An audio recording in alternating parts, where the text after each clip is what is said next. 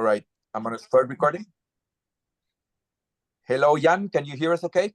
Yes, Pablo, I hear you well. Perfect. I heard there was a little bit of lack of electricity until a few moments ago. I'm downtown and I haven't had it, but I've seen my WhatsApp buzzing, so there is some power issues. Hola, Yati, how are you? Hello, amazing. The light came in the right 2 minutes before the Zoom call, and I'm excited to share. So let's give a few more minutes for a few more people to join, and I'm excited to share about the two meditations that we have for today. And in the meantime, Jan, given we had missed you last week, a couple of quick updates. One, I'll be going on Friday morning to Nosara Pachamama. Very nice. Maybe we'll get a chance to do a group practice with you and Yati. Maybe sauna, yeah. So that's just a nice thing coming up. Second, as you know, the good thing is these things are both recorded and the exercises are put on. So one of the things I encourage you to do is when you practice any of the things we're doing now, and we're going to send an extra one also during the week, as we get to like midway in the course, we want to start opening up more of the different experts we have together. Because at the beginning, we're trying to just make sure we use a common language, certain frameworks of, say, hormesis, of kind of life force energy and stuff. So we have a common text.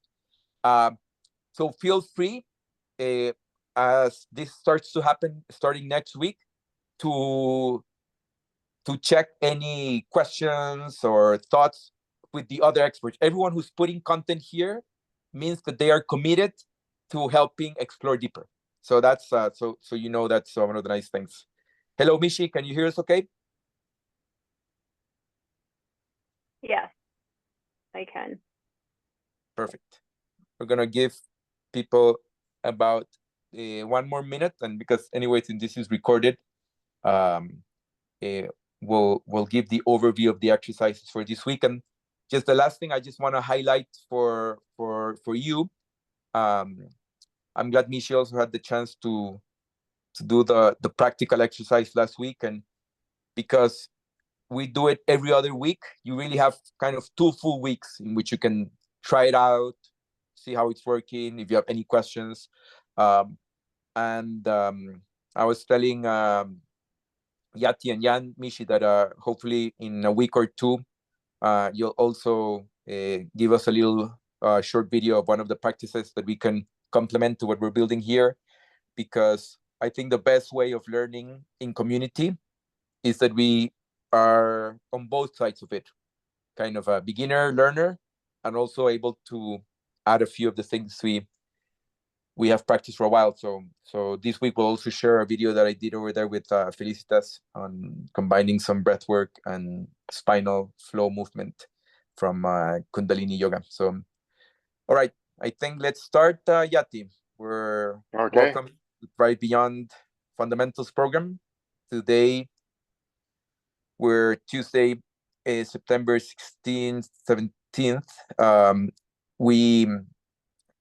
We have our practical day, so we're going to have about 10 to 15 minute intro, and then we'll give you the time if you want to do right away the exercises that we've put already on the YouTube. And we encourage you to keep sharing within the WhatsApp group things that work, questions and ideas. But most of this, I'll let Yati do the introduction. We worked with Yati to how to bring the things we had discussed last week into 2 very practical exercises that are each not much more than 10 minutes. So in 10, 15 minutes, you can do each one of them. Yati, do you want to introduce the exercises for this week? Thank you so much. So I realized that in today's life, what we need is finding stillness, because we are so busy in creating and moving, doing so many things. And many times we lack that stillness, although we know intellectually that we're supposed to function from the stillness, and we can do that also. But coming back to the stillness, I was exploring this meditation a few years ago while I was traveling Europe, and I was moving a lot. And I stumbled upon this Zazen meditation from Japan that monks used to sit in front of a blank wall and finding stillness. My introduction to this meditation is my own understanding and my own interpretation. So it's inspired by Zazen. It's by simply finding stillness. We don't need to sit on a certain very complicated posture, but might be just straight back so we can feel comfortable. This is important. And I recorded this together with Julia, just sitting stillness for 10 minutes. So the next week, I encourage you all to find 10 minutes and to put play in the meditation and to see how you can sit in stillness in 10 minutes. In stillness meaning just not any movement, relaxing. So this is my invitation for you. The second meditation is visualization, how we can use to create movement in the body and visualize certain organs that we would like to heal. So we are all the time using the visualization by our thoughts.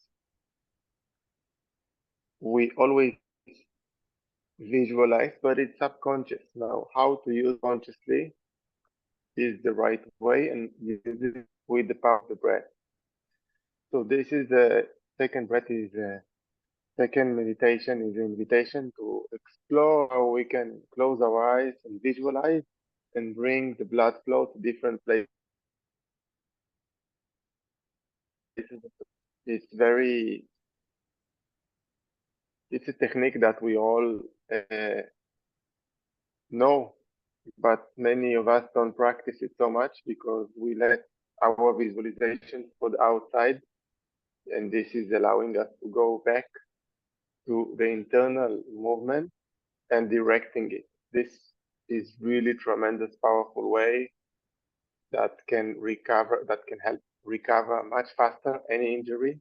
Half of the time, it can help you bring more blood flow and also open up spaces of the brain that we didn't use so much and activate them. So I will guide in this meditation. It's already recorded, so just go ahead, put play, allow the instructions, and it's mostly to encourage you to explore. Not like we are going somewhere, we are going inward and we're exploring. So explore and see how you're going with that. Try it a few times, and yeah, Pablo. Yeah, I think to connect it to some of the things we went through last week,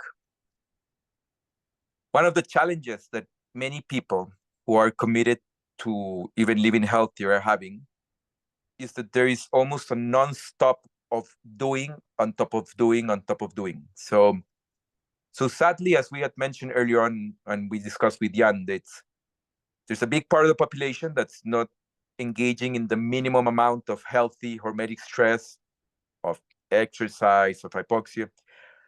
And sadly, those who are overdoing it. So it's a little bit of a challenging moment. And that is because the thing that right now has the highest correlation to both longevity and quality of life is the biomarkers of inflammation. There are many people who are eating reasonably well, but are very stressed always about the food, who are exercising, but finding very little time for actual stillness and deep rest.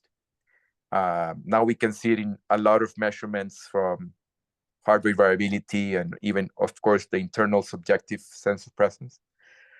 So the adrenal glands are always exhausted. And we mentioned some examples of inflammation that become the immune system in overdrive. So there's a fair amount of people, sadly, whose immune system is not working at its best. But then, sadly, there is a part of the population where the immune system is in overdrive. And it's Yes, and mostly, this exactly, can really support this reset. The 10 minutes can do wonders. I mean, you can exactly. do many things, but this 10 minutes is designed to reset the system. And you know what? I look for all the types of meditation that can do it in the shortest time, and this is the fastest result. That's right. Sitting without any movement. And without any object. So one of the things also that many traditions, when you research them, you bring ancestral wisdom. For example, the Tibetan Buddhist tradition has over 5,000 years of practices, even before the Buddha himself. And they have very precise descriptions in Mahamudra and in Dzogchen of, let's say, the different steps that are required to develop a very deep meditation practice. Some of the steps can be done by Westerners without achieving the key results. For example, the exercise of paying attention, even paying attention to the breath, can be done by people who already spend most of the day paying attention to an Excel spreadsheet, to what they're eating of calories. The translations from a lot of Mahamudra were hard at the beginning because we didn't have good words in our Western vocabulary. So some of the best translations say that what you try to do is rest in awareness as the open awareness of the sky. And this is very uncommon for Westerners. We have a sense that even while doing a mantra meditation, you're exercising certain skills. And it's not that those skills are not helpful. It's that if you already have an overexcited nervous system, if you, for example, are finding inflammation in your body, which could be from a range of things, but sadly, one of the things that's happening a lot is that high levels of stress also impact our gut, plus sometimes very mindless eating. The barrier between the digestive system and the rest of the body has recently been suffering for a lot of unnecessary interaction. That's because the gut itself is so overinflamed that the immune system starts to see certain things in the digestive system and attack them on overdrive. This, the Western medicine then decides to give more over medication to stop the immune system. But the best thing, back to Yati's connection to Sazen, is to do a meditation technique that's mostly resting in the presence of awareness without even having a specific focus of development.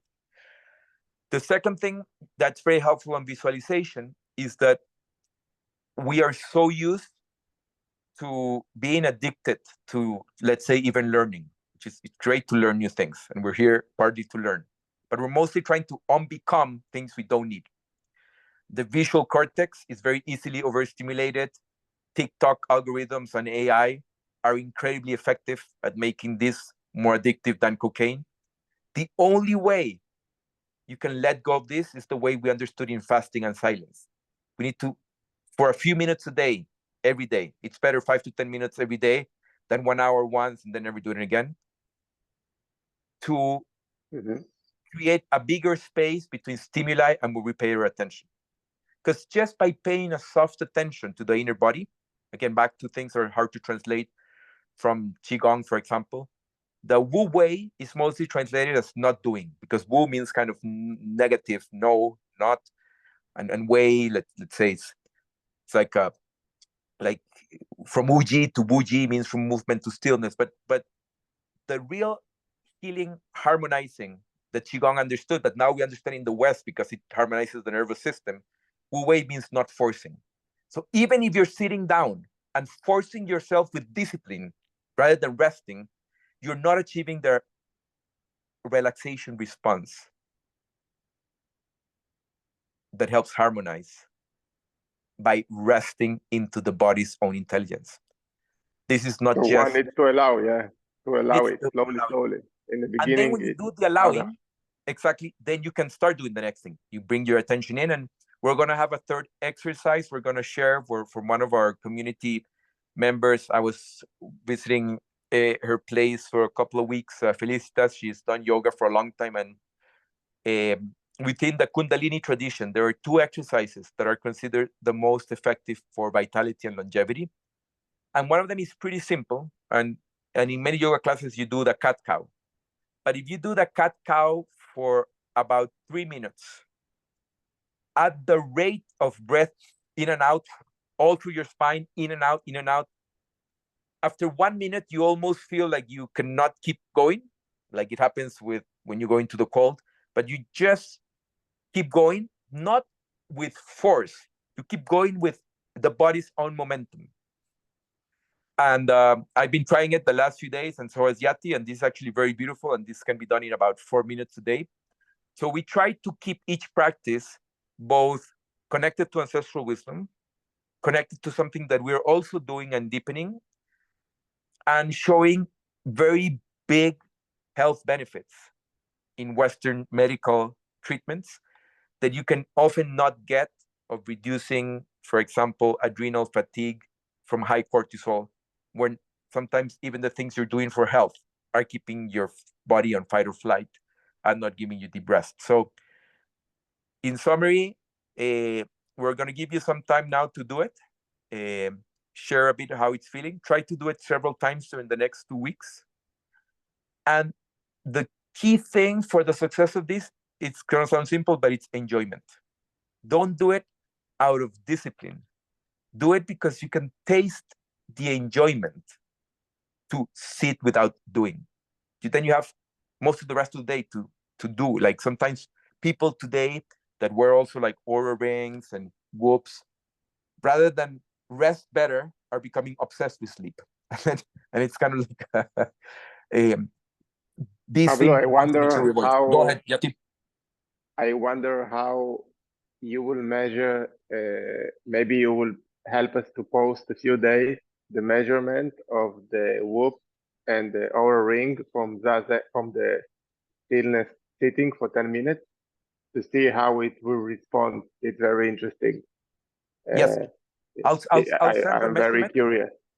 And it's going to be very interesting because in 3 weeks, we're going to have, our topic is going to be measurements. Once we know we're doing the right things. And one of my close friends who actually got me the whoop has been bringing it into his personal training. But he always brings the personal training not into outcomes of body fat or muscle, but into a life outcome. Like maybe they want to play better with their little kids or be a better boss that's more mindful. And then one of the things that we're working with Andres that's very interesting is exactly this. What should we be looking at? That's not the default of the measurement. So I have 2 hypotheses, but I'll measure this next 2 weeks, and it's that the heart rate variability, which is one of the most effective measures of an attuned nervous system, can itself not only change during the time that you're doing the exercise, but it probably has an effect for several hours afterwards. And that's what I want to look into it. As you and I know, Yati, this is very much true of the immersion into cold water. You do 3 or 4 minutes, and then for the next 3 or 4 hours, many biomarkers remain very healthy in a way that almost no other practices do. So I'm going to be looking at that particularly because we want to avoid the sense that to get more results, you have to do more. I think to get more results, you want to make just like a better design of practices. And that's, we'll get some data on that in about 3 weeks.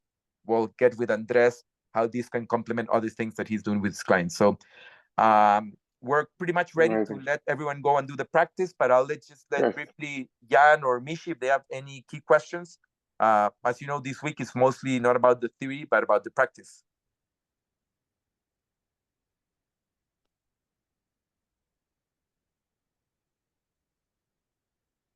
Jan or Mishi? I don't have any questions.